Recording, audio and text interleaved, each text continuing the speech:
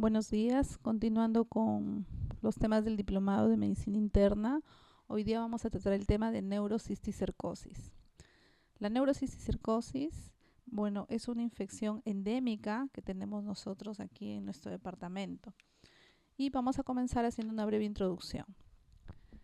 Se produce cuando el hombre se convierte en el huésped intermediario de la Taenia solium al ingerir sus huevecillos, ¿no? Ya sea por verduras mal lavadas o también por contaminación fecal oral, cuando la persona va al baño y no se lava las manos, por ejemplo. Esta neurocisticercosis es una infección por el mintos y se considera que es la más frecuente del sistema nervioso central, ¿no? Y es endémica en América Latina, en Asia y en África. Nosotros tenemos aquí en La Libertad bastantes casos de la Sierra Liberteña, por las mismas condiciones de salubridad que ellos tienen, ¿no? Las manifestaciones clínicas más frecuentes de esta patología son la epilepsia, los signos neurológicos de focalización como la hemiparesia o hemiplegia o las afasias. También puede presentar hipertensión endocraniana y un deterioro cognitivo, ¿no? Lo primero que se afecta generalmente es la memoria. Bueno, habíamos dicho, ¿no?, que el hombre era un huésped intermediario, pero también a su vez puede ser un huésped definitivo, ¿no? Es un huésped definitivo y en comparación con el cerdo, que el cerdo siempre es intermediario, ¿no? El hombre se puede comportar tanto como definitivo como intermediario, ¿no? El intermediario se refiere a que el paciente puede ser portador y no necesariamente desarrollar la enfermedad. Ahora, este parásito es un céstodo compuesto por una cabeza, también conocida como escólex, y un cuerpo con cientos de progliótides, ¿no? Es como si fuera una serie de cajones en los cuales están vertidos ahí los huevecillos, ¿no? Y cada proglótide, o sea, cada parte de este cuerpo tiene millones de huevecillos. Generalmente los cerdos ingieren estos huevecillos de la Taenia solium junto con las heces, ¿no? Sobre todo de los cerdos que a veces los crían en esos basurales o en zonas donde no tienen las adecuadas medidas de higiene. Entonces, al ingerir estos huevecillos, ¿no?, se van a transformar en oncósferas, ¿no?, que es como un quiste, que atraviesan el intestino y luego van a pasar a la circulación sanguínea y posteriormente van a llegar hacia los tejidos, ya sea cerebral, muscular, ¿no?, dependiendo del huésped definitivo.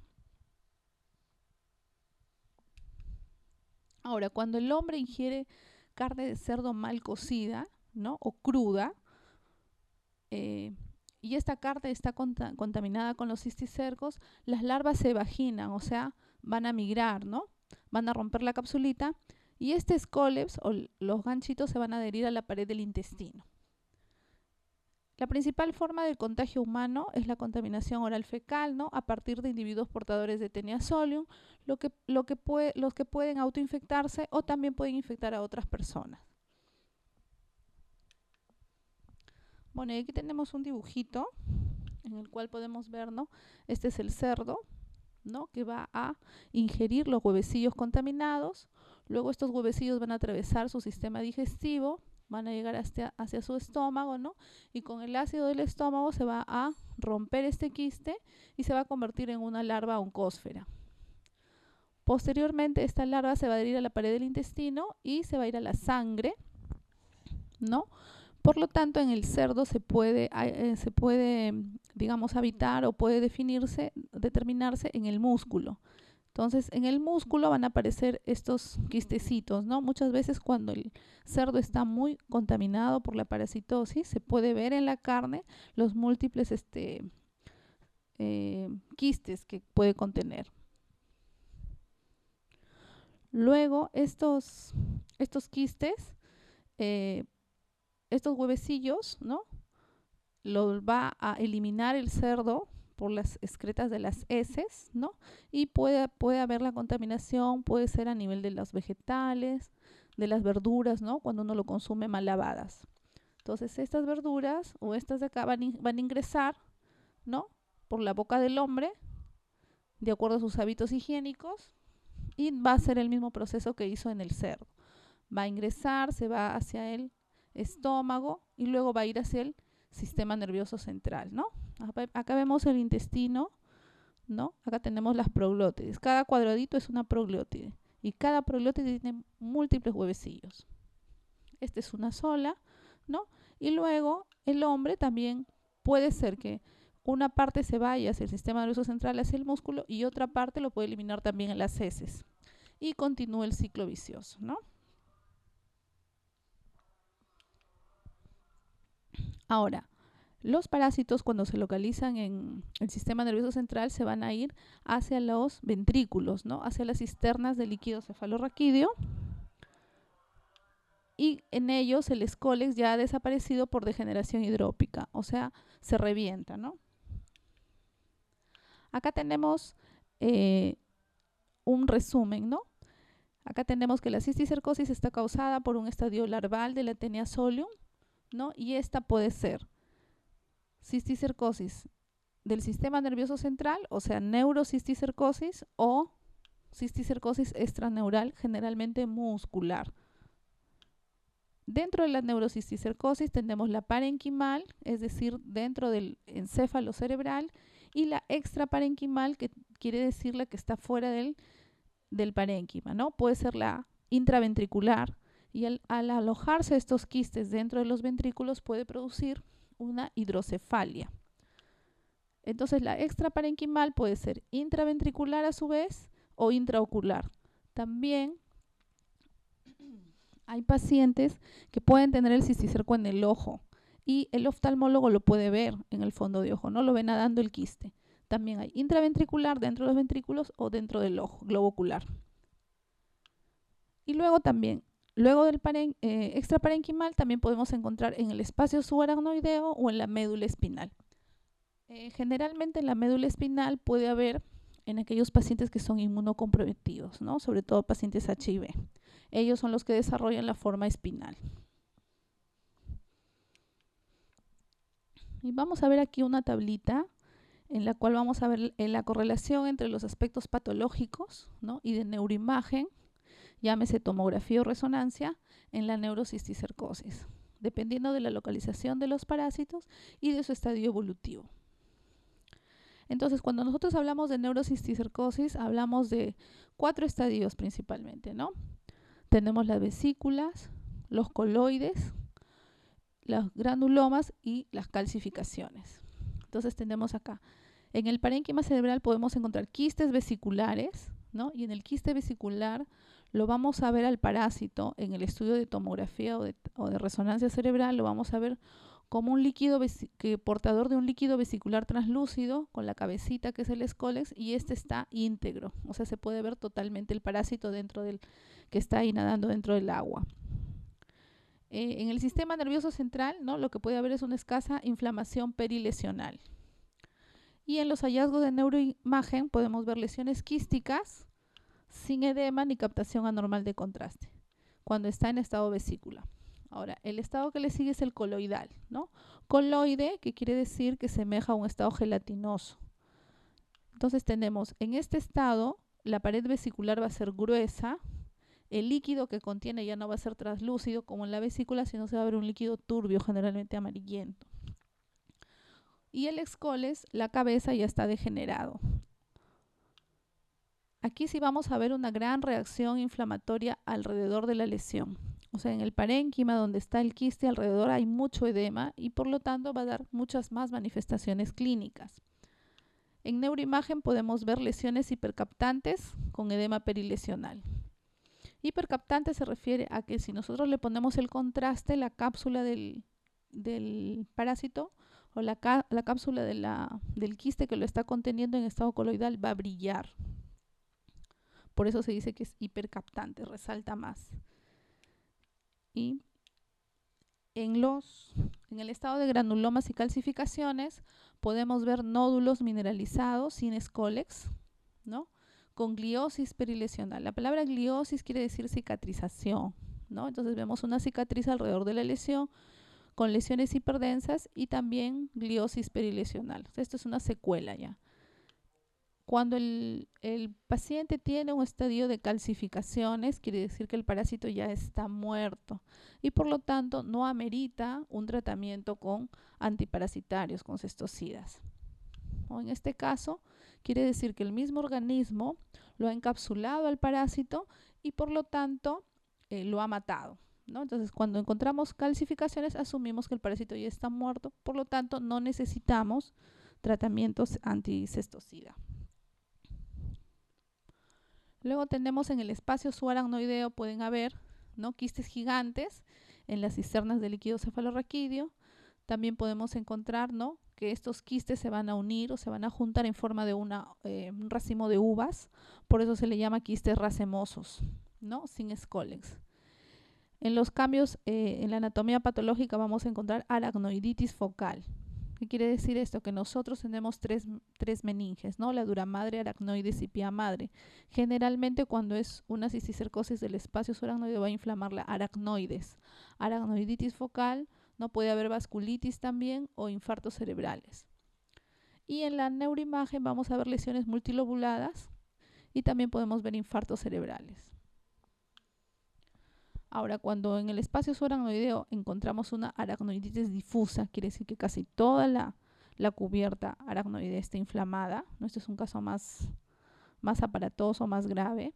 Podemos encontrar el parásito con membranas parasitarias hialinizadas. En la patología vamos a ver hidrocefalia y aracnoiditis fibrosa.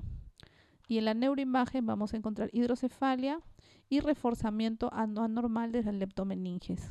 ¿Qué quiere decir esto? Que las leptomeninges van a brillar cuando capte el contraste en la neuroimagen, ¿no? Se ve que todas las meninges captan. Aquí tenemos el sistema ventricular, ¿no?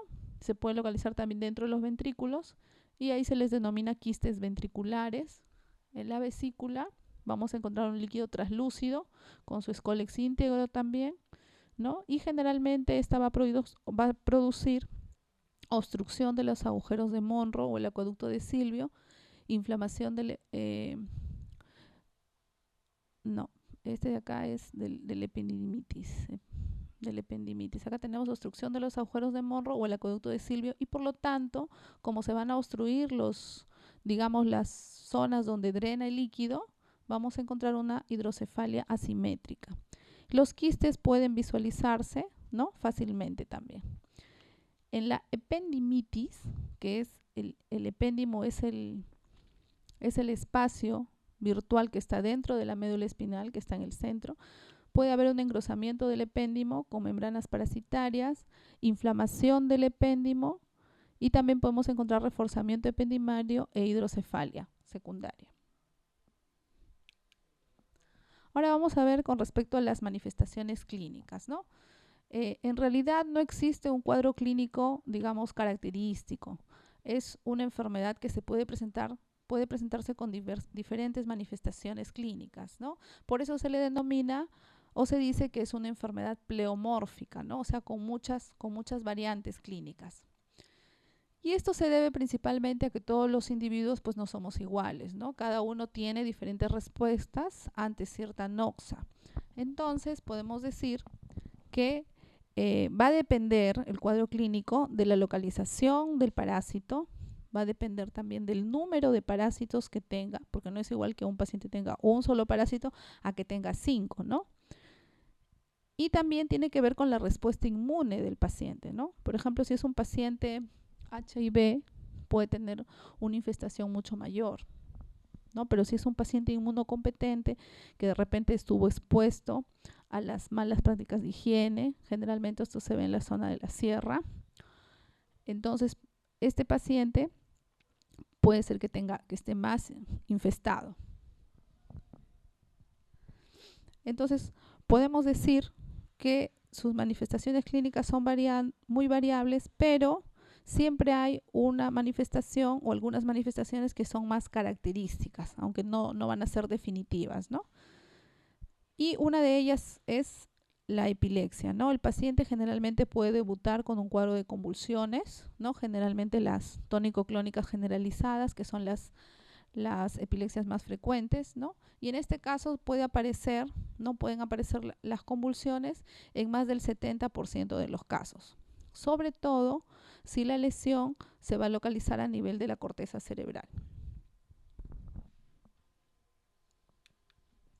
Otras formas de neurocisticercosis asociadas con hipertensión endocraniana son los quistes subaracnoideos gigantes, ¿no? Y la encefalitis cisticercósica. Generalmente los quistes aracnoideos gigantes se presentan como un quiste único, ¿no? Y semejan en la tomografía o se comportan como un tumor cerebral. Por lo tanto, este quiste aracnoideo gigante va a dar un intenso edema perilesional, o sea, alrededor de la lesión, y cuando es un quiste único y gigante, el tratamiento es quirúrgico. ¿Por qué? Porque si nosotros damos tratamiento antiparasitario a un quiste gigante, como hay una lucha entre el quiste y el cerebro, puede ser que esta cápsula se reviente y ese líquido, ¿no?, donde está el parásito va a provocar una reacción inflamatoria en el sistema nervioso central y por lo tanto puede producir, ¿no?, una encefalitis cisticercosa, ¿no?, que se comporta de una forma muy agresiva en estos pacientes. Entonces es por eso que cuando es quiste subaracnoideo gigante único o cualquier quiste cisticercosis pero que sea grande, que se comporte como un tumor, debe ser extirpado quirúrgicamente. Y el otro tema también es que un paciente que tiene múltiples estadios de cisticercosis y a la vez presenta hidrocefalia, entonces este paciente primero tiene que ir a una colocación de una válvula para drenar la hidrocefalia y posteriormente ya le damos el tratamiento para la parasitosis. Ahora bien, hablando de complicaciones ya, ¿no? Habíamos hablado de que se puede reventar la cápsula del quiste y provocar una encefalitis cisticercosa. Esta generalmente es más frecuente en niños y en mujeres jóvenes y se caracteriza por deterioro de conciencia, ¿no?, convulsiones, disminución de la agudeza visual, cefalea, vómitos y papiledema en el fondo de ojo, ¿no?, que se ve con el oftalmoscopio. Ahora, la mayoría de los pacientes tienen un examen neurológico, puede ser normal o incluso asintomático, ¿no? Y se han descrito signos focales también como déficit motor, ataxia cerebelosa, o sea, caminan como borrachitos, disfunción troncal y movimientos involuntarios anormales. Algunos enfermos también pueden presentar un cuadro de hipertensión endocraniana, ¿no? ¿Qué quiere decir? Hipertensión endocraniana es cefalea, náuseas, vómitos, ¿no? Y edema de papila en el fondo de ojo. Esos 4 características hablan de una hipertensión endocranial. Y esta hipertensión endocranial puede estar asociada o no a un déficit motor o a un deterioro cognitivo. La causa más frecuente es la hidrocefalia. Ahora, el diagnóstico será en base a una interpretación adecuada de los hallazgos clínicos, ¿no?, de la neuroimagen, ya sea tomografía con contraste o resonancia con contraste, ¿no?, y serológicos en un adecuado contexto epidemiológico. Ahora, ¿cuál es el examen serológico que se usa para determinar si este paciente tiene o no neurocisticercosis, ¿no? Tenemos que hacer un Western blot para cisticercos en sangre, o sea, un Western blot sérico. Y los hallazgos de neuroimagen en la neurocisticercosis parenquimatosa dependen de la viabilidad de los cisticercos, ¿no? O sea, si es que depende del estadio en que estén en realidad. Pero si yo tengo, por ejemplo, un paciente que tiene 3 calcificaciones, un estadio vesicular y un estadio coloidal, ¿no?, asumo de que las lesiones calcificadas ya están muertas, pero las lesiones quísticas y las lesiones coloidales tienen que recibir tratamientos de estosida, entonces igual se hospitaliza para dar el tratamiento. Bueno, aquí tenemos una tomografía. Esta es una tomografía simple, sin contraste, ¿no?, donde nosotros podemos ver. En tomografía tenemos que saber una regla, ¿no?, que todo lo que es blanco es hiperdenso y todo lo que es oscuro es hipodenso. Ahora, cada estructura que se ve en la TAC tiene un patrón. Por ejemplo, el hueso, que es todo lo blanco que vemos acá, es hiperdenso. Pero si ustedes se fijan dentro del parénquima, tenemos varias estructuras circulares, ¿no?, que tienen una densidad similar a la del hueso. Ahí estamos hablando de las calcificaciones. O sea, asumimos que este paciente tiene, ¿no?, calcificaciones intraparenquimales, o sea, cisticercos que están muertos, y además tiene, ¿no?, tenemos quistes vesiculares. Todo lo que es aquí negro es líquido, es transparente, por lo tanto se asume que son vesículas, ¿no?, y dentro de estas vesículas debería estar el escólex, sino que en tomografía no lo podemos ver, pero en resonancia sí se ve el escólex del parásito. Podemos decir que este paciente tiene una neurocisticercosis en distintos estadios, ¿no?, y por lo tanto necesita ser hospitalizado para darle el tratamiento. Lo que también podemos rescatar es que en esa tomografía no vemos hidrocefalia, ¿no? Vemos acá los ventrículos laterales que están, digamos, de un tamaño adecuado, ¿no? Y luego podemos ver también acá que aquí en el área frontal derecha podemos ver una hipodensidad bien cortical pegada a la corteza. Probablemente este quiste es el que le haga convulsionar al paciente, ¿no?, los quistes corticales. Entonces, concluyendo con la neurocisticercosis, podemos ya hacer nuestro diagnóstico, ¿no?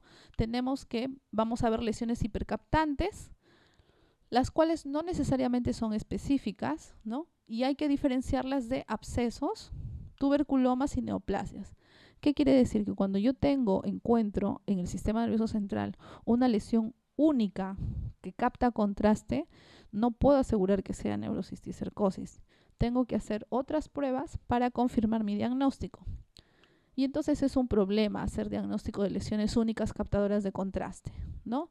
Tenemos que diferenciarlo de un absceso cerebral, de un tuberculoma, ¿no?, sobre todo en aquellos pacientes que tuvieron antecedente de TBC pulmonar, o también puede ser un tumor cerebral, una neoplasia primaria. Pero las neoplasias primarias generalmente tienen un edema perilesional que se llama edema en dedos de guante, ¿no? Entonces se van a ver, el edema de las neoplasias se ve como unos dedos que están pegados a la lesión. Entonces tiene otro patrón edematoso. En los pacientes con neurocisticercosis extraparenquimatosa, la TAC y la resonancia suelen mostrar generalmente hidrocefalia, captación anormal de contraste en las leptomeninges, o sea, todas las meninges se pintan y brillan, quistes subaracnoideos o ventriculares e infartos cerebrales, ¿no? Y como ya habíamos mencionado de laboratorio, tenemos que pedir un Western blot para cisticerco, porque acuérdense que también existe Western blot para HIV, ¿no? Entonces tenemos que siempre ser específicos en la orden. Tenemos que poner Western blot para cisticerco, aparte de los otros exámenes de rutina que siempre se hacen a estos pacientes, como por ejemplo su hemograma, ¿no? En el hemograma podemos encontrar eosinófilos aumentados, una eosinofilia, y también eso nos va a guiar para hacer un diagnóstico adecuado. O sea, el diagnóstico es manifestaciones clínicas con una neuroimagen que sea positiva y con un examen de Western blot también positivo. Ahí podemos decir que estamos con el diagnóstico al 100%. Y entonces nosotros tenemos, ¿no?, criterios diagnósticos y grados de certeza diagnóstica de neurocisticercosis. Esta clasificación la hizo un ecuatoriano, ¿no?, el doctor Oscar de Del Bruto, ¿no?, el cual ha hecho múltiples investigaciones sobre neurocisticercosis en América Latina. Entonces él nos dice que hay criterios diagnósticos absolutos, ¿no? También hay criterios diagnósticos mayores y hay criterios también menores. Entonces, en los criterios absolutos vamos a ver demostración histológica del parásito en material de biopsia de lesión cerebral o espinal. Eso es definitivo, ¿no? La anatomía patológica, si es que encontramos un parásito a nivel del sistema nervioso central, es diagnóstico, es un criterio absoluto. Presencia de lesiones quísticas con Scolex, ¿no? En TAC o resonancia. Generalmente el Scolex no se ve en la TAC, pero en algunos pacientes sí, puede ser que se vea, y en resonancia se ve mucho mejor. Si nosotros vemos un quiste con un Scolex, ya también es un criterio absoluto. Visualización directa del parásito por oftalmoscopía, ¿no? Hablamos de una neurocisticercosis ocular, en la cual, ¿no?, el oftalmólogo puede ver, al hacer su fondo de ojo, puede ver el parásito que está nadando ahí, ¿no?, a nivel globo ocular. Ya, esos tres son absolutos. Ahora los criterios mayores. Una lesión altamente sugestiva de neurocisticercosis en estudios de neuroimagen. Un inmunoblot o western blot, que es lo mismo, positivo, para detección de anticuerpos anticisticerco en sangre. Resolución de lesiones quísticas con albendazol o praziquantel, ¿no? Esto de acá se llama tratamiento empírico. Yo tengo un paciente con una lesión que a mí me parece que es cisticercosis, ¿no? Y de repente el paciente no tiene dinero para hacerse el western blot. Yo le puedo iniciar el tratamiento empírico y le hago una imagen de control en unos meses para ver si ese parásito ya desapareció. Si el parásito desaparece tratándolo con albendazol o praziquantel, estamos hablando de un éxito del tratamiento empírico, ¿no? Ahora, la resolución espontánea de lesiones anulares hipercaptantes únicas también, porque muchas veces nosotros podemos tener el parásito y nuestro propio organismo lo va a encapsular y por lo tanto lo lisa y lo destruye, de acuerdo a la reacción inmunitaria del paciente, ¿no? Si es un paciente inmunocompetente, que se alimenta bien, duerme sus 8 horas, digamos, es ordenado, puede ser que el mismo organismo lo rechace. Ahora, siguiendo con los criterios menores, ¿no? Lesiones compatibles con neurocisticercosis en estudios de neuroimagen. Manifestaciones clínicas sugestivas de neurocisticercosis, hablamos de las convulsiones, ¿no?, el déficit motor, la marcha táxica. Presencia de cisticercosis fuera del sistema nervioso, también, por ejemplo, muscular, también puede ser otro criterio. Y también tenemos que tener en cuenta aquí los criterios epidemiológicos, quiere decir la zona de donde viene nuestro paciente. Existe un contacto, ¿no?, doméstico infectado por Taenia solium, o sea, algún familiar o alguien que ya haya tenido la enfermedad, generalmente en una casa donde hay un paciente que está infestado por este parásito, los otros miembros de la familia tienen la obligación de hacerse también sus exámenes porque pueden también estar infestados. Individuos que residen o provengan de áreas endémicas, por ejemplo, la zona liberteña, historia de viajes frecuentes hacia áreas endémicas.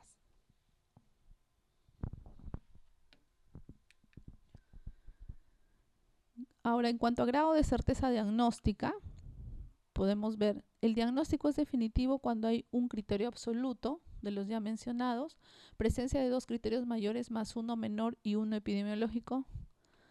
Y el diagnóstico es probable cuando hay presencia de un criterio mayor más 2 menores, cuando hay presencia de un criterio mayor más 1 menor y 1 epidemiológico, y cuando hay presencia de 3 criterios menores más 1 epidemiológico.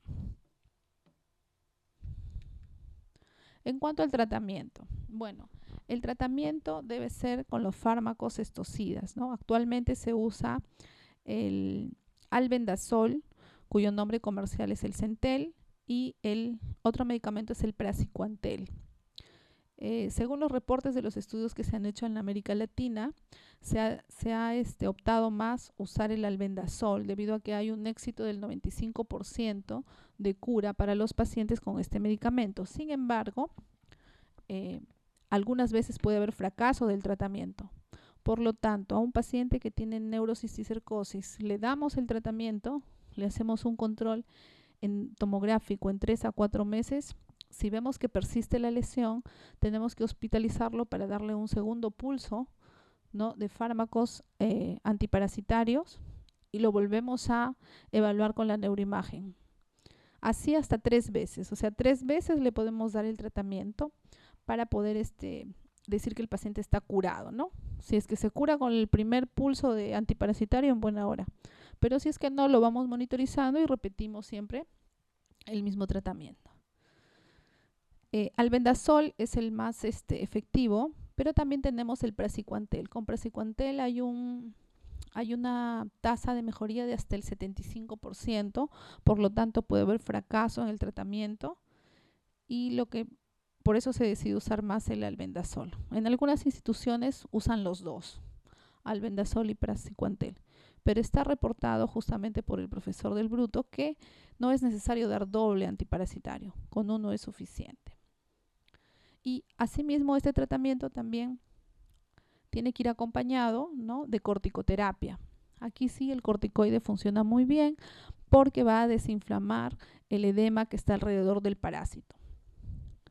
Entonces generalmente nosotros usamos dexametasona en dosis de 8 miligramos endovenoso cada 8 horas.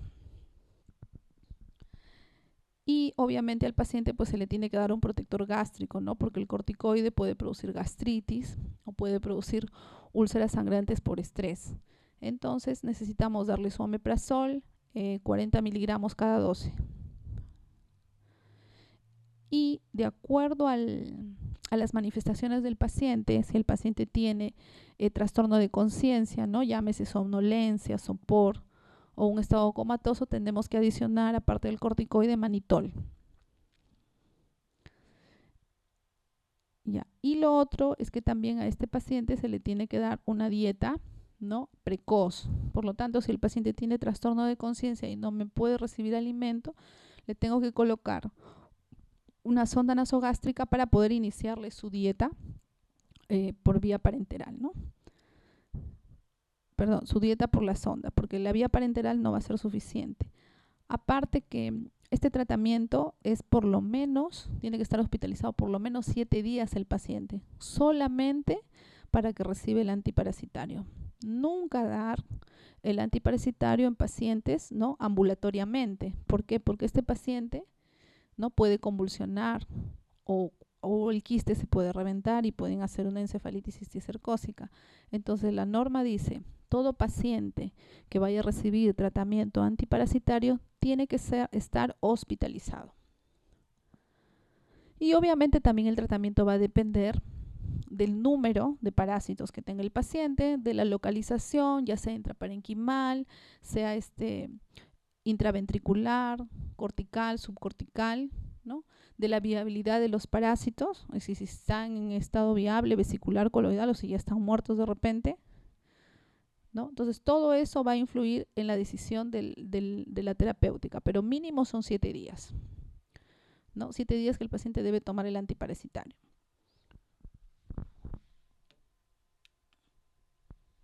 Acá tenemos otra tomografía en la cual podemos ver una lesión quística un poco grande en el área frontal izquierda con un gran edema perilesional. Toda esta zona oscura o hipodensa es edema, o sea, este cerebro está hinchado por acá. Pero si nosotros somos un poquito más acuciosos, podemos ver que por acá también tiene, ¿no?, otros quistes. Tiene incluso acá uno en la línea media, acá tenemos otro.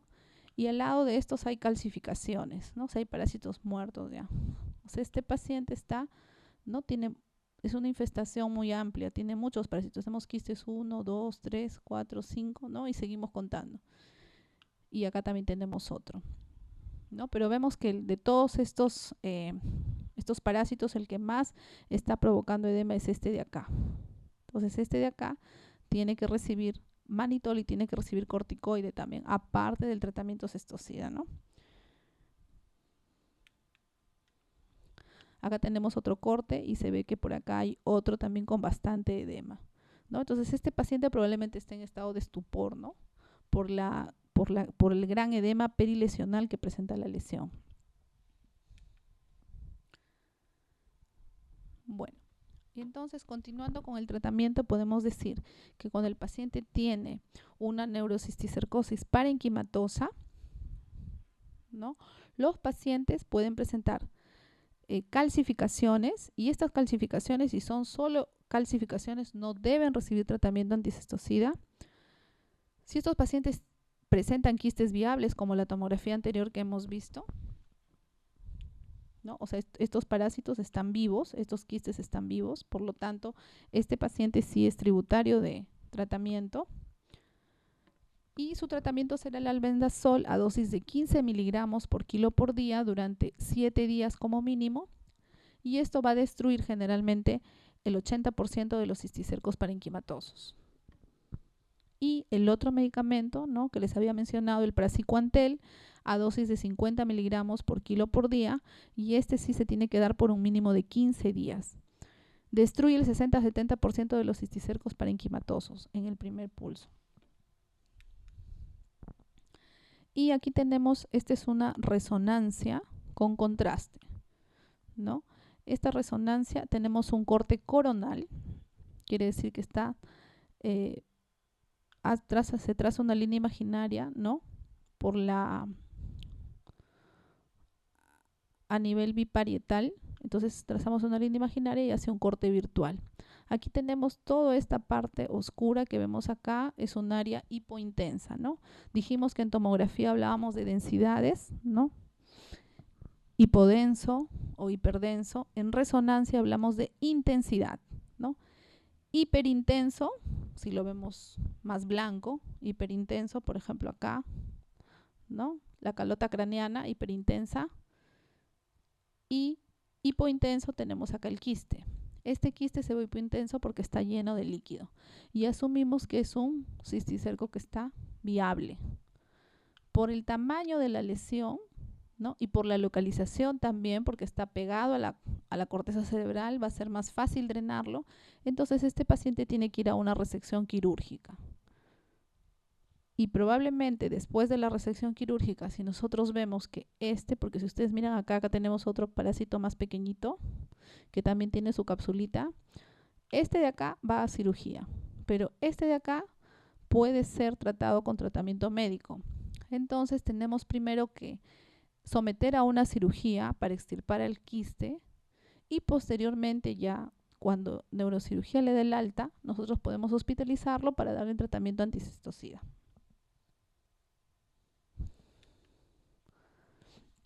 Ahora, en el caso de las complicaciones, ¿no?, cuando este quiste se ha reventado y produce una reacción inflamatoria a nivel del sistema nervioso central, estamos hablando de una encefalitis cisticercosa.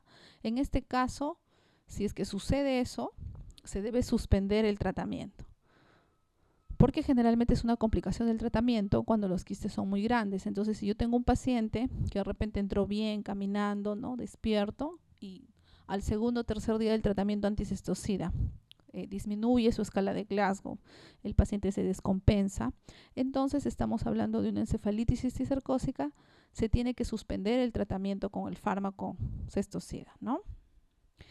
Y en este caso el paciente tiene que recibir tratamiento para el edema cerebral, ¿no?, y se trata como una meningitis, como una encefalitis.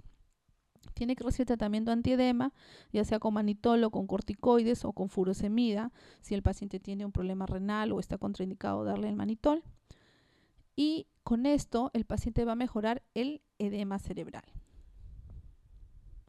Ahora, los pacientes que tienen hidrocefalia y quistes parenquimatosos a la vez, ¿no?, depende del tamaño del quiste en realidad.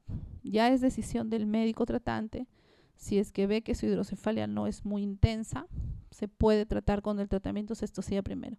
Pero si es mucha su hidrocefalia y tiene quistes viables, primero se tiene que hacer la cirugía, ¿no? Por eso depende del paciente, del número de parásitos, de la localización de la lesión, etc. Entonces, generalmente lo primero que se hace es la derivación, ¿no?, la derivación ventricular, o sea, ponerle su válvula, y luego ya lo hospitalizamos para el tratamiento definitivo. Ahora, cuando encontramos neurocisticercosis en el espacio subaracnoideo, que es muy infrecuente, pero también podemos encontrar, estos quistes subaracnoideos pequeños deben recibir tratamiento médico.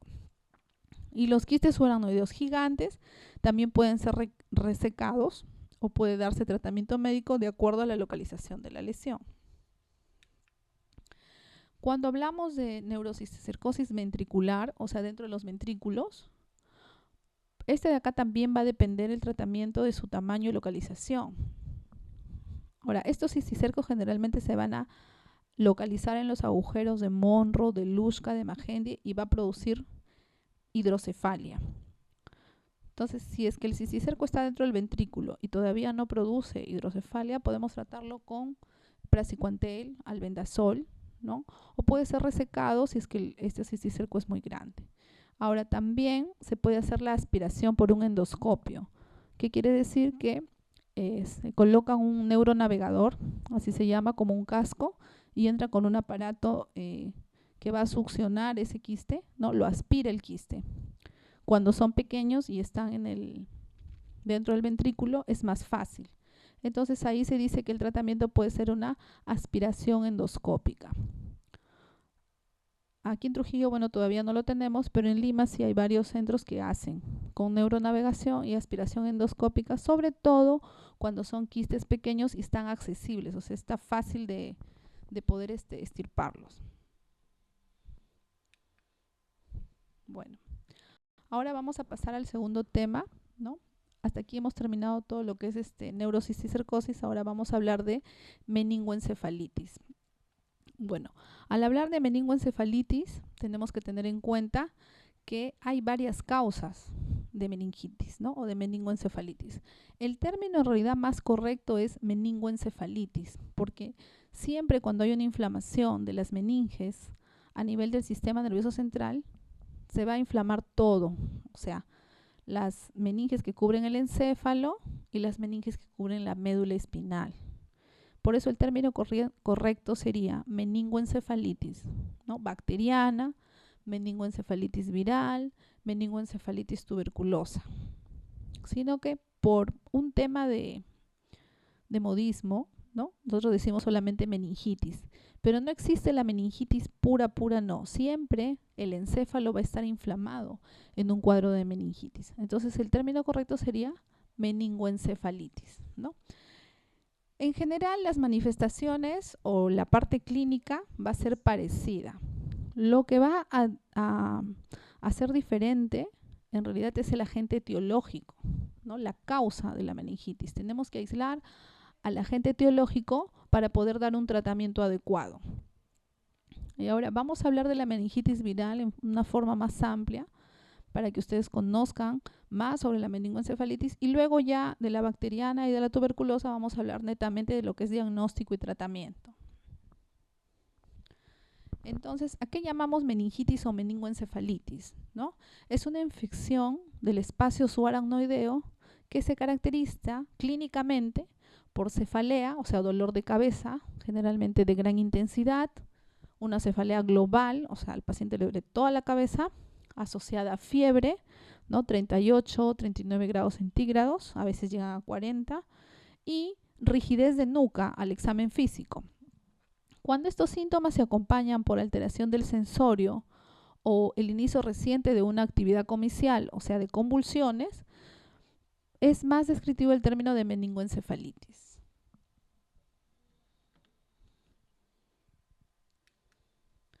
Ahora vamos a ver rápidamente cómo obtenemos los signos meningios, ¿no? Los signos meningios se obtienen de tres formas. La forma más clásica, o que todos conocen, ¿no? Es la rigidez de nuca, en el cual al paciente se lo coloca sobre una cama o sobre una camilla, ¿no? Que se ponga en posición recta, derechito, y nosotros vamos a flexionar la cabeza, es decir, la cabeza lo tiene que pegar al mentón. Entonces el paciente puede estar así y trata de levantar a la cabeza de tal forma que esta barbilla llegue al mentón. En el paciente que tiene meningitis no lo va a poder realizar porque es muy doloroso cuando se realiza la flexión. Entonces acá tenemos, se dobla la cabeza y esto es una rigidez de nuca, ¿no? Rigidez de nuca, dice, el explorador constata una dificultad real para flexionar la cabeza. No, acá. Esa es la figura A.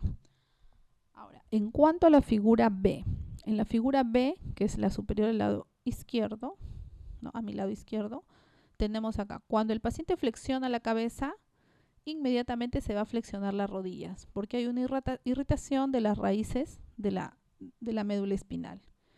Entonces decimos que el paciente tiene un Brudzinski positivo cuando al flexionar la cabeza se dobla también las rodillas. Pero igual esta cabeza queda rígida, tampoco es que lo doble, sino flexiono mi cabeza y inmediatamente doblo mis rodillas. Signo de Brudzinski. Ahora, cuando hablamos de una variante del Brudzinski, cuando el paciente al levantar una pierna, no acá, yo levanto una pierna y él, por la irritación de las meninges que hay acá, dobla la otra pierna. Eso se denomina Brudzinski contralateral, o sea, del lado opuesto al cual estoy doblando. Y el otro es el signo de Kerning. Abajo, a la derecha, la figura número D. Tenemos acá el paciente de cúbito dorsal, ¿no?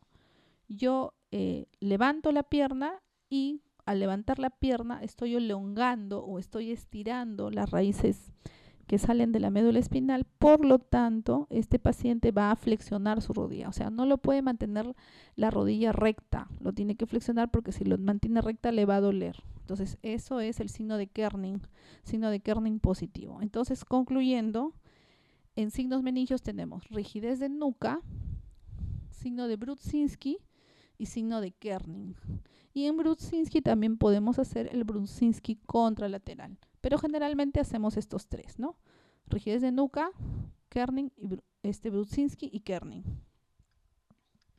Y generalmente cuando hablamos de rigidez de nuca, nosotros lo vamos a catalogar de acuerdo a la severidad. Por ejemplo, una rigidez de nuca leve, moderada o severa. Si es una rigidez de nuca leve, hablamos de una cruz sobre 3 cruces. Si es una moderada, 2 sobre 3 cruces. Y si es una rigidez de nuca muy, muy intensa, podemos hablar de una 3 sobre 3. En cuanto a la epidemiología, bueno, la meningitis viral en realidad es difícil aislar el patógeno viral porque en nuestro medio no realizamos cultivos virales, debido a que estos virus, para poder mantenerlos en el laboratorio, necesitan de mucha tecnología, por lo tanto se pierden fácilmente. Entonces no tenemos el cultivo viral, no podemos aislar el virus en realidad, y el diagnóstico se hace por descarte.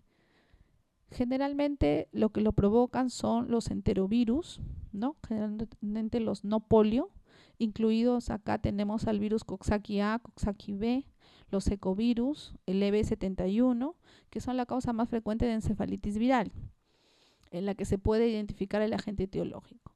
Ahora, los enterovirus se transmiten sobre todo por contaminación fecal oral, ¿no? O sea, cuando la persona no se lava las manos.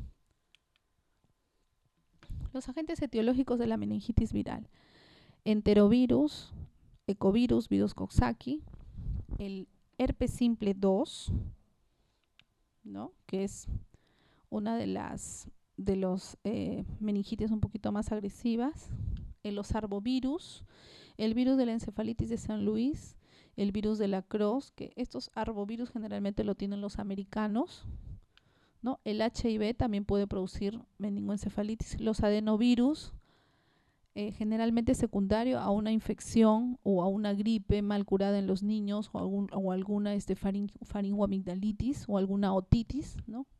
Generalmente en niños. Y también podemos tener el virus de la coriomeningitis linfocítica, el cual nos va a dar una meningitis generalmente más aparatosa, sobre todo en aquellos pacientes inmunosuprimidos. El virus del herpes simple tipo 2, ¿no? Nos va a producir una meningitis viral con una infección genital primaria, ya sea una pápula o una vesícula a nivel del glande o a nivel de la vulva en la mujer, ¿no? O incluso puede aparecer después de que esa lesión ya se autolimitó. O sea, puede que la lesión genital primaria haya desaparecido y posteriormente se desarrolla, ¿no?, la meningoencefalitis viral, porque la diseminación es hematógena. El herpes simple tipo 2 también puede ser asintomático. O sea, puede ser que al inicio no me dé síntomas, solamente un cuadro de somnolencia, algo larvado, y ahí el tratamiento solamente es sintomático. Luego también tenemos otra variedad, que es la meningitis de Mollaret, que es una meningitis viral autolimitada y recurrente con pleocitosis linfocítica. ¿Qué quiere decir esto? De que hay muchas células linfocitarias a nivel del estudio citoquímico del líquido cefalorraquídeo, ¿no? Nosotros hacemos una punción lumbar, sacamos el líquido y encontramos muchas células linfocíticas. Y también puede estar causado por el virus herpes 2. Ahora tenemos otros virus también que nos pueden causar la meningitis. El virus de la varicela zoster, ¿no?, que es un virus agresivo, el virus de Epstein-Barr o la enfermedad del beso, los citomegalovirus también puede producir un síndrome de meningitis viral, pero también puede haber encefalitis por herpes zóster. Aquellos pacientes que generalmente desarrollan un herpes zóster, ya sea a nivel torácico o también facial, también hay herpes zóster facial, pueden después de unos días, por diseminación hemática, el virus del herpes zóster ir al sistema nervioso central y producir una meningoencefalitis herpética. Bueno, la encefalitis de San Luis produce meningitis viral en niños y también en adultos mayores, o sea, es una meningitis de las edades extremas. Y el virus Lacrosse, él sí es a cualquier edad, ¿no? Esto más para los americanos. El virus de la inmunodeficiencia, ¿no?, adquirida, o sea, el HIV, puede producir meningitis, ya sea como parte de su infección primaria, o sea, como un debut.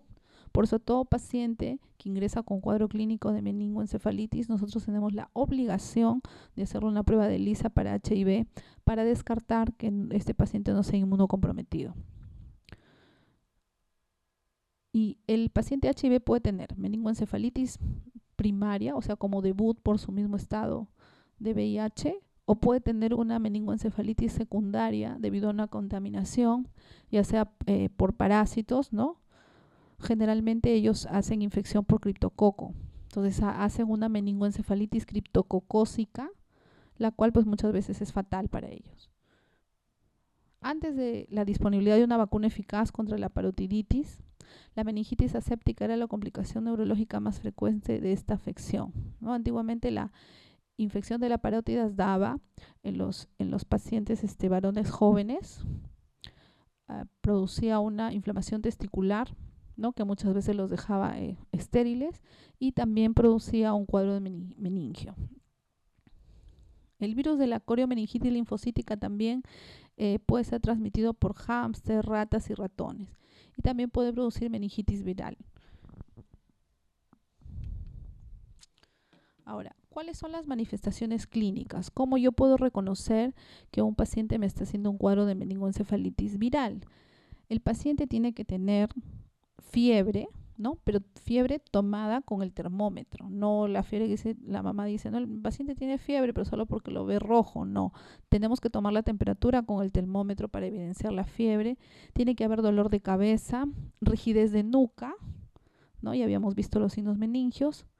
El paciente también puede presentar fobia a la luz, que se llama fotofobia, náuseas, vómitos, y puede ser que al inicio no haya alteración del estado de conciencia. Inicio reciente de actividad comicial o convulsiones o un déficit neurológico focal.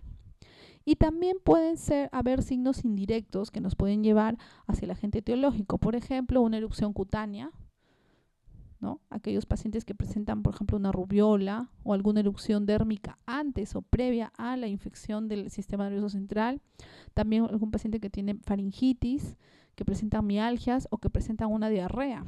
También la diarrea, si es que no está bien controlada, no está bien tratada, puede ir el enterovirus o el agente patógeno por vía hematógena hacia el sistema nervioso central. Los pacientes que presentan cualquier déficit a nivel de las defensas, por ejemplo, los pacientes con agamaglobulinemia o hipogamaglobulinemia también pueden tener meningitis, debido a enterovirus generalmente. Ahora, habíamos hablado de los pacientes infectados por HIV. Estos pacientes también pueden tener una cefalea crónica, ¿no?, y pleocitosis en el sistema nervioso central. Debido a que ellos tienen un estado inmunitario deficitario, ellos pueden tener una meningitis crónica muy larvada y con una evolución muy tórpida.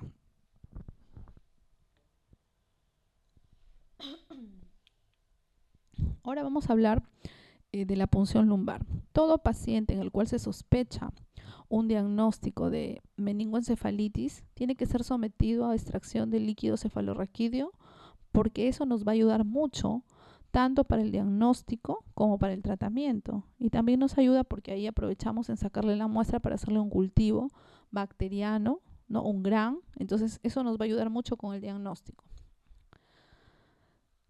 Bueno, acá tenemos un dibujo en el cual hay un corte sagital, ¿no? Si podemos ver acá tenemos, estas son las vértebras, Acá tenemos lumbar 1, 2, 3, 4, 5. Y luego del lumbar sabemos que sigue el sacro, ¿no? Y finalmente el coxis.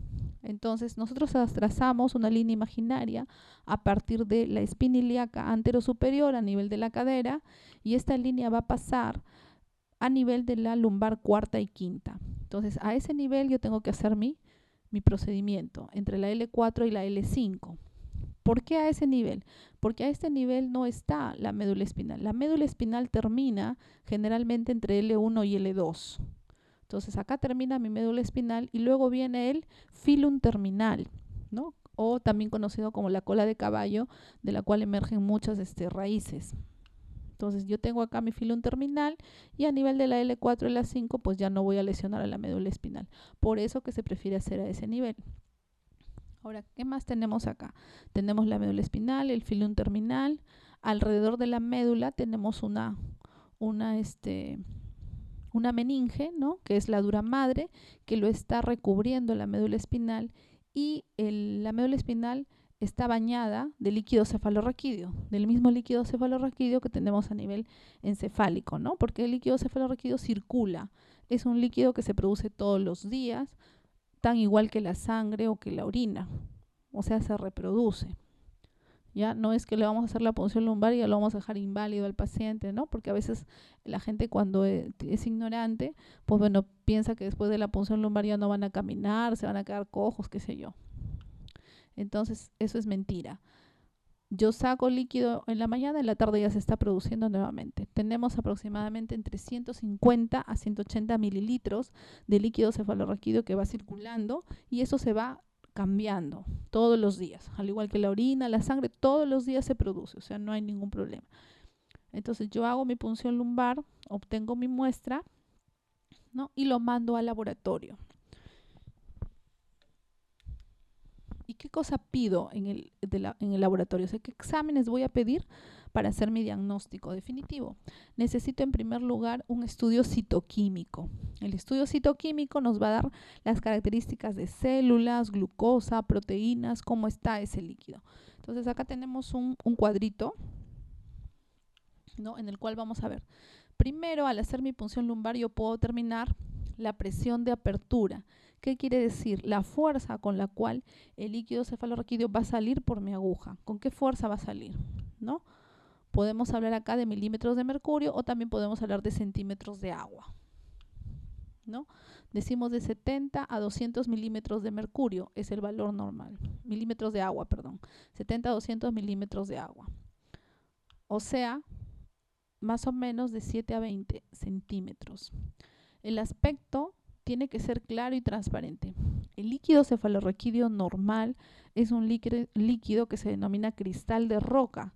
¿Qué quiere decir? Muy transparente, limpio, cristalino, claro y transparente. Ese es su color normal. ¿Cuántas células yo puedo encontrar? Puedo encontrar de 0 a 5, ¿no? De 0 a 5 linfocitos por milímetro cúbico. Ese es mi tope. Si yo encuentro más de 5, estamos hablando de un líquido patológico. Proteínas de 0,15 a 0,4 gramos por litro o 15 a 45 miligramos por decilitro, que es lo normal. Si yo encuentro proteínas por encima de 45 miligramos por decilitro, estoy encontrando una hiperproteinorraquia. Entonces, cuando el paciente tiene hiperproteinorraquia, nos está indicando un líquido inflamatorio. Luego tenemos la glucosa, tiene que ser entre 50 a 75 miligramos por decilitro. Si yo encuentro una glucosa menor de 50, ¿no? O de 0,5 gramos por litro, estoy hablando de una hipoglucorraquia. Y la hipoglucorraquia es un signo característico de meningoencefalitis tuberculosa, porque el bacilo de Koch tiene alta afinidad por la glucosa, entonces lo consume y por lo tanto vamos a encontrar una glucosa muy baja, ¿no? En el caso de las meningitis virales, la glucosa puede ser normal, incluso normal, o estar ligeramente disminuida, pero no hipoglucorraquia, o sea, no muy disminuida. Luego también podemos medir el ácido láctico, que es de 10 a 20 miligramos por decilitro, y el pH del líquido cefalorraquídeo debe ser entre 7.3 y 7.4. Estos son los valores normales que nos va a nos va a dar el laboratorio. Ahora sí, vamos a ver cómo vamos a encontrar el líquido en las meningitis generalmente viral, bacteriano, tuberculosa, ¿no? Este es un cuadro comparativo en el cual vamos a ver. El aspecto del líquido cefalorraquídeo es claro y transparente, ¿no es cierto? Si es claro y transparente, pero yo tengo cuadro clínico de meningitis, entonces yo puedo asumir que es una meningitis linfocitaria.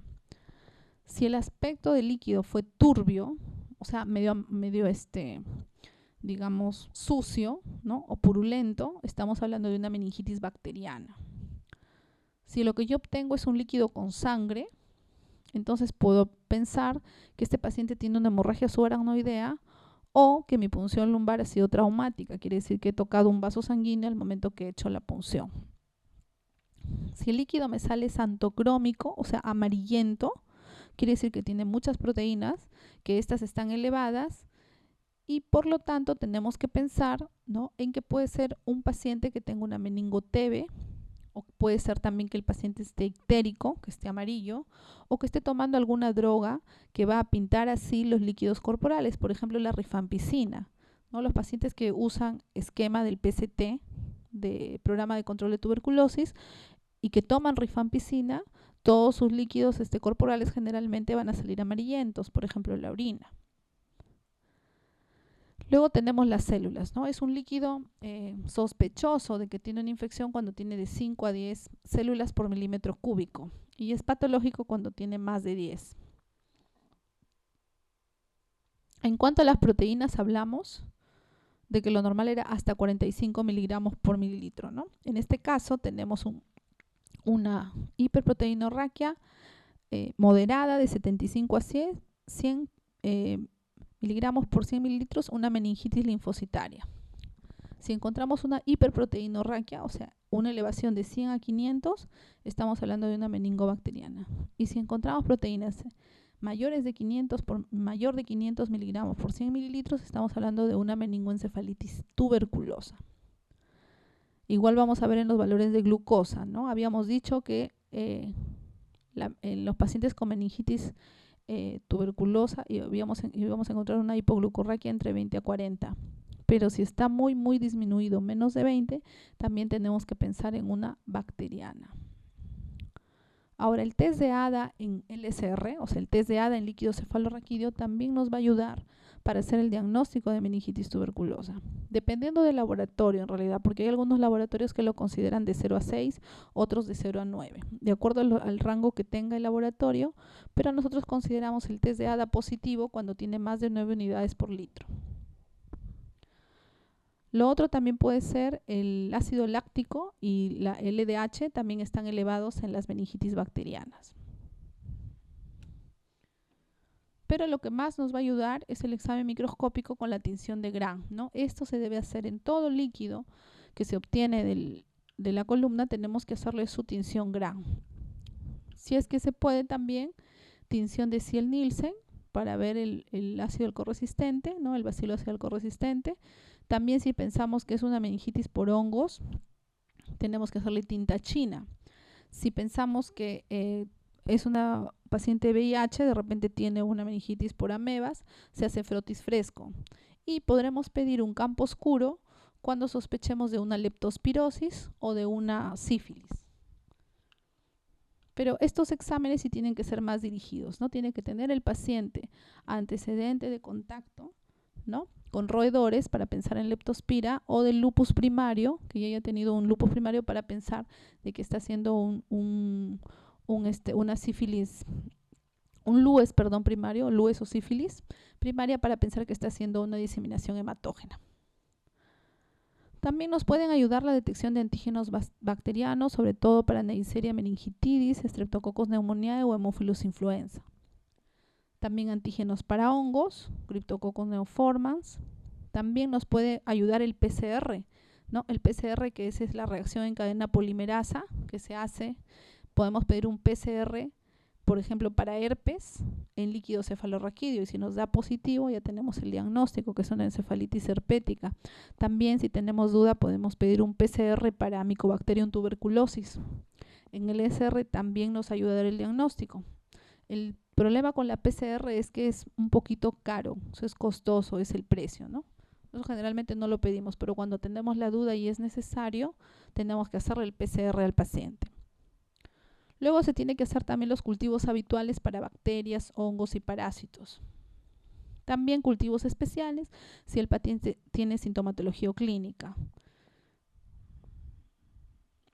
Y si es que nosotros sospechamos que es una meningitis por una metástasis, porque también hay pacientes que tienen una neoplasia y hacen metástasis del sistema nervioso central o hacia las meninges, estamos hablando de una meningitis carcinomatosa, que es menos frecuente y que en la cual el paciente tiene que tener un antecedente de una neoplasia ya diagnosticada de varios años, tendremos que hacerle un PAP, ¿no? Para buscar las células cancerosas en líquido cefalorraquídeo. Entonces se pide un PAP en LCR.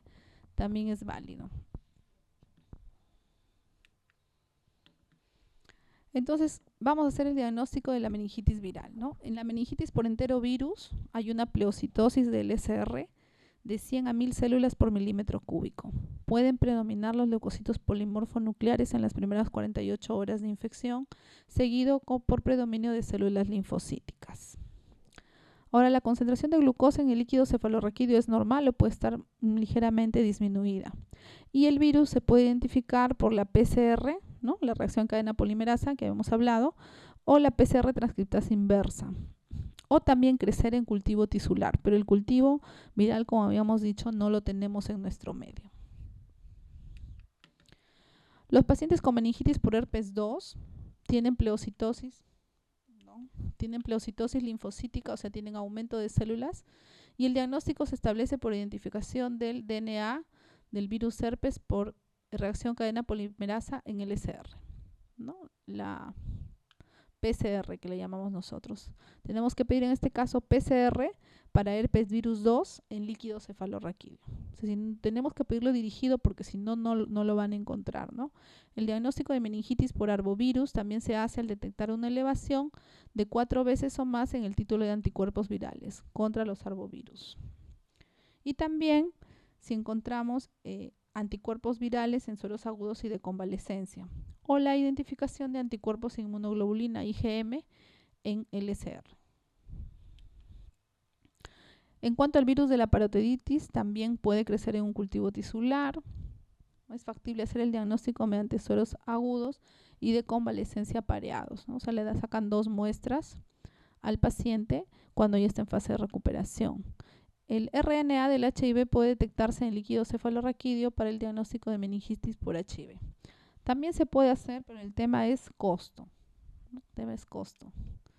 Ahora acá tenemos, esta es una tomografía, en el cual esta es una tomografía de un niñito, en el cual lo que llama la atención acá es que acá tenemos la calota craneana, o sea, hueso, todo lo que es blanco es hueso, es hiperdenso, pero si ustedes notan acá, entre el hueso y el parénquima del encéfalo hay una línea blanca que no está muy bien definida, que parece que estuviese fisurada en algunas zonas. Esto que brilla acá no es hueso, estos son las meninges que han captado contraste. Por lo tanto, yo también puedo hacer mi diagnóstico por una neuroimagen de alta resolución. En este caso, este niño debe estar con una infección bien aguda, bien severa, para que esté brillando toda su meninge acá. Todo esto de acá quiere decir que el paciente tiene una reacción inflamatoria muy severa. Entonces, meningitis por hemófilos influenza, dice engrosamiento meningio con captación de contraste y sufusiones subdurales, ¿no? Y algunas áreas inflamatorias por acá. Llama la atención sus meninges, ¿no? Cómo brillan. Bueno, el diagnóstico del agente etiológico de la meningitis viral, de todas maneras, como habíamos dicho, tenemos que hacer la punción lumbar para obtener la muestra. Podemos hacer el PCR para enterovirus, el PCR para herpes 2, el RNA en HIV, la inmunoglobulina M y el cultivo de acuerdo al patógeno que estamos buscando. Y serología aguda y de convalescencia. ¿Cuál es el diagnóstico diferencial de la meningitis viral? Bueno, si no es viral, entonces tendremos que buscar bacteriana, tuberculosa o micótica por hongos. Los pacientes con enfermedad de Lyme pueden presentar meningitis aséptica con parálisis del nervio facial, ¿no? Es un tipo. Mycoplasma pneumoniae también puede provocar meningitis aséptica. ¿Qué quiere decir meningitis aséptica? Que no vamos a encontrar células en el líquido cefalorraquídeo. Sin embargo, el paciente va a tener toda la sintomatología, va a tener signos meningios, pero con un líquido aparentemente normal. La meningitis aséptica, o también se denomina meningitis a líquido claro. Los pacientes con presentación subaguda, que implica semanas de fiebre de bajo grado, cefalea y pleocitosis, pueden tener meningitis tuberculosa, micótica o carcinomatosa, sífilis o neurosarcoidosis también. En cuanto al diagnóstico diferencial, también tenemos que tener en cuenta que se tiene que mandar una muestra para el BK, para el bacilo de Koch, para ver si hay ácido alcohol resistencia. También PCR para DNA de Mycobacterium tuberculosis cuando no está muy claro el diagnóstico o cuando el BK ha salido negativo. Sin embargo, el paciente puede tener un antecedente de haber tenido una infección de este tipo, entonces de todas maneras necesitamos hacer el PCR para tuberculosis, para Mycobacterium tuberculosis. También tinta china y cultivo para hongos, BTRL si estamos sospechando en sífilis, citología y citometría de flujo. Los pacientes con lupus eritematoso sistémico que están tratados con AINES también pueden hacer un síndrome de meningitis aséptica. Los antibióticos que contienen sulfamidas como el trimethoprim sulfametoxazol pueden presentar un síndrome de meningitis aséptica, así como también puede presentar otros fármacos como la carbamazepina, la isoniazida, la citocina arabinósido, etc. O sea, hay algunos medicamentos que pueden provocar irritación de las meninges sin ser necesariamente patológicos, sino como reacción adversa a estos fármacos. Eso también tener en cuenta para hacer el diagnóstico diferencial. Ahora vamos a ver el tratamiento, ¿no? La mayoría de los casos de meningitis viral son autolimitados. ¿Qué quiere decir? Que solamente va a necesitar un tratamiento de apoyo sintomático. Se demostró que un nuevo agente antiviral, que se llama pleconaril, es eficaz para reducir la duración de los síntomas y el tiempo de eliminación viral en pacientes con meningitis por enterovirus, pero este medicamento todavía está en estudio, por eso que todavía no disponemos de él. Los pacientes con meningitis por herpes 2 que presentan una enfermedad grave deben ser tratados con terapia intravenosa de aciclovir.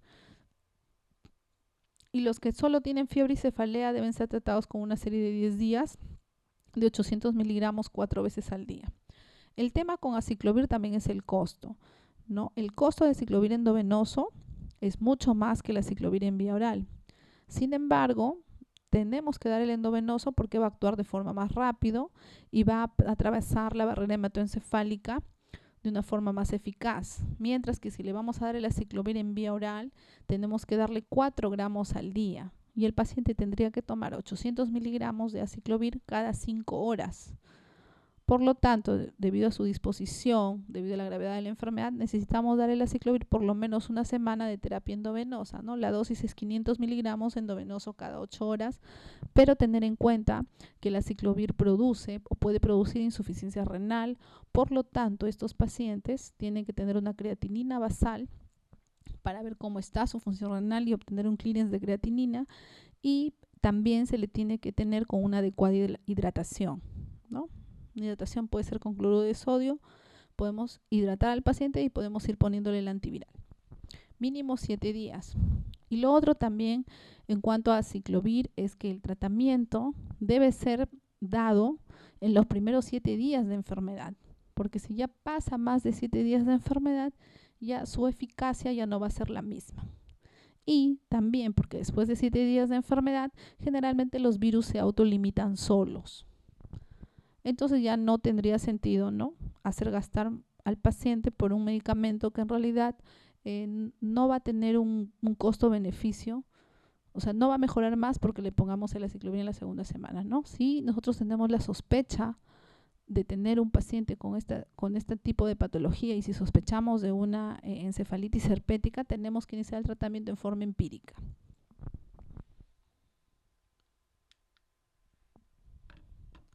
Muy bien, ahora vamos a hablar de la meningoencefalitis bacteriana. Entonces, la meningoencefalitis bacteriana también es una infección aguda de las meninges, pero esta está causada por bacterias. Streptococcus pneumoniae y Neisseria meningitidis son las más frecuentes. y tiene una incidencia de 3 casos por cada 100.000 habitantes. ¿Cuándo hacemos el diagnóstico definitivo de la meningoencefalitis bacteriana? El diagnóstico puede ser clínico o por estudio de LCR, de líquido cefalorraquídeo. Entonces, el diagnóstico clínico tiene que tener un síndrome meningio, o sea, tiene que haber irritación de las meninges, y puede tener el paciente ataxia, convulsiones, ¿no? Crisis epilépticas, déficit neurológico focal, neumonía o una erupción dérmica, generalmente una púrpura. En el estudio de líquido cefalorraquídeo vamos a encontrar pleocitosis mayor de 1000 células por milímetro cúbico a predominio de polimorfonucleares, una hipoglucorraquia menor de 40 miligramos por decilitro de glucosa en líquido cefalorraquídeo, o también podemos encontrar una hiperproteinorraquia, más de 100 miligramos por decilitro en líquido cefalorraquídeo. El tratamiento, bueno, el reposo del paciente, asegurar una buena ventilación aérea, sobre todo en aquellos pacientes que están en estado de coma, ¿no? Y que necesitan un tubo endotraqueal o un ventilador mecánico para poder mejorar la ventilación. Un control estricto de signos vitales, ¿no? Presión arterial, frecuencia respiratoria, frecuencia de pulso, la temperatura, también tenemos que estar monitorizando por lo menos cada 2 horas. Colocación de sonda Foley para medir la diuresis y hacer nuestro balance. Una sonda nasogástrica para iniciar la alimentación temprana. Un balance hidroelectrítico estricto y fluidoterapia de 1200 a 1500 mililitros al día de suero salino como mínimo. En estos pacientes tenemos que evitar las temperaturas altas. Generalmente usamos paracetamol, no, porque sabemos que el metamizol puede provocar hipotensión. Entonces tratamos de medios físicos y paracetamol. Pero si el paciente tiene una presión adecuada, ¿no? Una presión, digamos, mayor de 120, 130 milímetros de mercurio en la sistólica, entonces podemos agregar metamizol también. Y el tratamiento empírico se va a iniciar de acuerdo a la edad del paciente y a la patología adyacente. Y si es que el paciente tiene algún foco infeccioso, por ejemplo, una otitis o un absceso dental o una faringitis, se debe de erradicar el foco infeccioso. Si es que el paciente tiene entre 15 a 50 años, damos ceftriaxona, viene de 1 gramo, entonces sería 2 ampollas endovenosas cada 12 horas, o sea 2 gramos endovenoso cada 12. Si el paciente tiene más de 50 años, tendríamos que dar ceftriaxona, 2 gramos endovenoso cada 12, y podemos agregar vancomicina o podemos agregar ampicilina también. Si el paciente tiene presencia de factores de riesgo como alcoholismo o es un paciente inmunosuprimido, también tenemos que tratar, ¿no?, la enfermedad de fondo. Podemos usar corticosteroides antes o con los antibióticos como dexametasona a dosis de 0,15 miligramos por kilo endovenoso cada 6 horas solamente en los 4 primeros días. Ahora vamos a ver la meningitis tuberculosa. La meningoencefalitis tuberculosa viene a ser una infección secundaria de las meninges causadas por el Mycobacterium tuberculoso que produce inflamación y exudados. Vale la pena mencionar que la meningitis tuberculosa es la gran simuladora. ¿Qué quiere decir esto? Que su evolución es muy ondulante. El paciente puede estar hoy día despierto conversando, mañana estar con trastorno de conciencia, al otro día nuevamente se despierta, o sea, varía mucho su clínica y es muy larvada, ¿no? Es muy lenta. Entonces, en estos pacientes tenemos que tener mucho cuidado porque su evolución clínica es ondulante.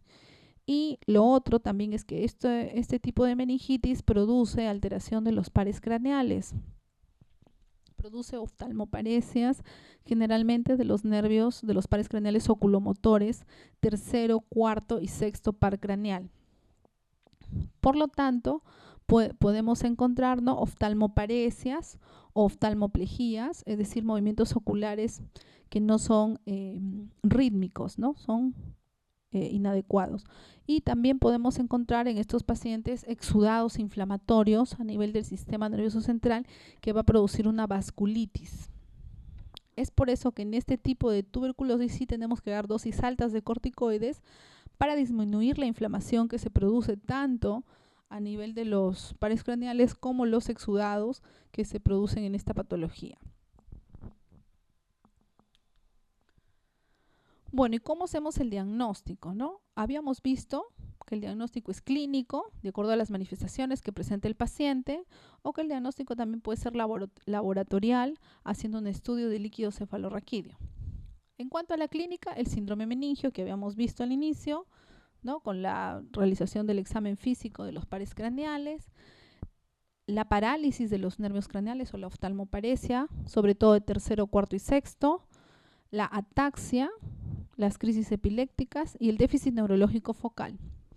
En cuanto al diagnóstico por líquido cefalorraquídeo, podemos ver que hay pleocitosis escasa, o sea, aumento de células, pero en menos de 500 células por milímetro cúbico a predominio de linfocitos. La hipoglucorraquia, no tan marcada como en la bacteriana, pero sí también puede haber. La hiperproteinorraquia, que es de 200 a 300 miligramos por decilitro, el test de ADA, que generalmente es más de 6 unidades por decilitro, que ya nos da un diagnóstico definitivo, y el PCR para Mycobacterium tuberculosis en este caso. Entonces todo esto nos va a dar el diagnóstico definitivo y por lo tanto al tener un adecuado diagnóstico el tratamiento también va a ser el más adecuado. Entonces tenemos que asegurar el reposo, asegurar una buena ventilación aérea. Si es que el paciente está con Glasgow menor o igual de 8, tendremos que colocar un tubo orotraqueal. Control estricto de las funciones vitales, también una sonda Foley y una sonda nasogástrica, su adecuado balance, su fluidoterapia. Evitar temperaturas altas, le podemos poner paracetamol 500 cada 8 horas en forma horaria, ¿no? Y lo que es muy importante acá es el inicio del tratamiento precoz del esquema del PCT. O sea, el esquema del programa de control de tuberculosis, en el cual el paciente debe recibir, ¿no?, isoniazida, rifampicina, piracinamida, etambutol y en algunos casos streptomicina. Este tratamiento tiene que recibirlo por lo menos un año y tiene que ser supervisado. Quiere decir que el paciente tiene que ir al centro de salud y la enfermera darle en la boca el tratamiento para que sea supervisado.